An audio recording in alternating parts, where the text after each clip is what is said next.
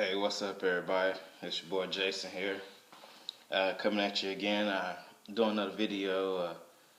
I was browsing through Transworld and saw an article on Ken Roczen's dad stating, they're just not gelling. They're just not fitting with RCH and that Suzuki. Um, he's got a lot of factors going on over there, but his dad did an article or did an interview back in Germany. He stated that that RCH, pretty much the team is not really professional. They got employees there that are just there. Employees that don't have any knowledge of how a motorcycle works or suspension or whatnot. Pretty much stating, I think they made a bad move going to RCH. Ken Roczen's dad, he bashed a lot of people, but in one of the questions, or not questions, in one part of the article, I'll state it down below of the video, he said that they wanted to bring Ken Roczen's suspension guy from Germany over to get hired on by RCH to do Ken Roczen's suspension. And RCH said, no, we got our own suspension guy. And their suspension guy, what he was saying was he didn't really know anything. RCH suspension guy really didn't know anything. Well, to prove a point, Ken Roczen bought a stock Suzuki 450, and he brought his suspension guy over from Germany to work on the bike. The stock bike, he bought it himself.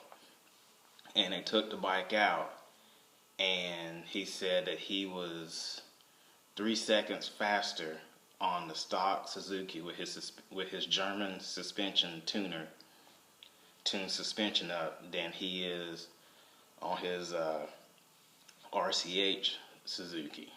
I was just like, wow. And they still didn't hire Ken Roczen's suspension guy from Germany.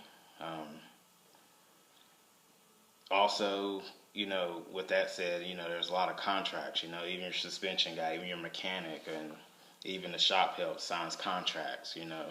So if he did bring his suspension guy over from Germany to take somebody's job, that ain't good either.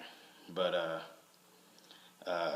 Ken Roczen's dad stated that Kelly Baumgartner has gone back to KTM. So even Ken Roczen's mechanic, has jumped ship and went back to KTM. I don't know how true that is, but this is all what Ken Roczen's dad is stating. Evidently they're kind of not bitter, just they were expecting a more organized team. But I posted a link down below. Y'all can click that article and read it for yourself. But he also stated that if Ken Roczen violated his contract with RCH, that it would be a $2 million fine, or it would cost Ken Roczen $2 million to get out of that contract. Which, that's understandable, But I don't know, it's just an interesting article. I didn't realize, how unhappy he was with RCH, and then the stuff that's going on behind the scenes. His dad kind of bashed Ricky a little bit, it was just, man. But, y'all check out that article there. Just read over that article and just tell me what you think. But I think probably after this year or his contract over, he won't be back with RCH. We might see Ken Roczen back on KTM. But anyway, enough with that. Also, we got the Ironman Nationals coming up this weekend. My predictions on that is nobody knows who's going to take this Ironman National because the track hasn't been raced on in good conditions. Last year was a mud race. So this will be the first time we'll actually see this track in good conditions. We don't know what the dirt's like. I have saw video. They do got some big jumps in there, but nobody knows. So none of these riders, none of these pro riders, I don't think has ever ridden a track in perfect conditions or good conditions or race ready conditions. But as far as my predictions, I really can't give a prediction. I mean, I don't know the track, and I don't know the rider's abilities on this track.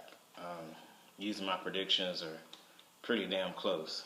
But anyway, guys, that was all I had to report. Y'all just check out that article on Ken Roczen and RCH, and let me know your opinion on that.